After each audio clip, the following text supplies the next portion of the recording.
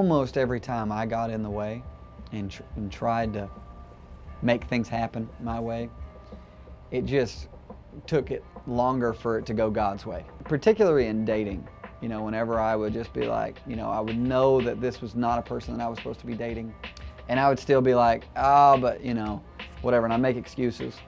And even with other believers that maybe I knew I didn't have a peace about, that God was like, you know, you shouldn't be dating that person, I would just go my own way. One thing I've learned about God is if you ask Him for something enough times, He'll eventually say yes. And that doesn't mean that that's what He wanted you to have. And you can find that in the Old Testament, you know, in the wilderness of the people of Israel saying, you know, give us manna, give us manna, or give us this food, or whatever. And He didn't want to, and then eventually He just does, and you know, and they got sick. I think it's the same way with us. Whenever we stop asking Him, God, what do you want from me? And we start asking, God, this is what I want, this is what I want, this is what I want, this is what I want. And we never end the prayer with, but not what I want, not my will, but your will be done. We have to remember that was Jesus' prayer. Not my will, but your will be done. And when that becomes our heart, we're able to let things go. Some of the biggest scars I have on my heart, you know, are left from me going my own way.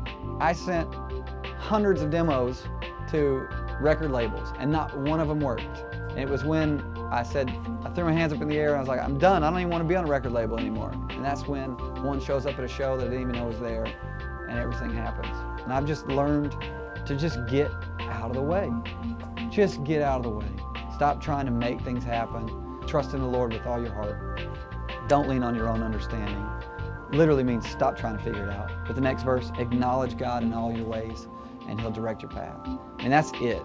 You know, when we talk about everything lining up, if you acknowledge Him in all your ways, it's like, God, I'm putting you first in everything in my life. Whenever I take a step, He's going to put that path under my feet because I'm putting Him first.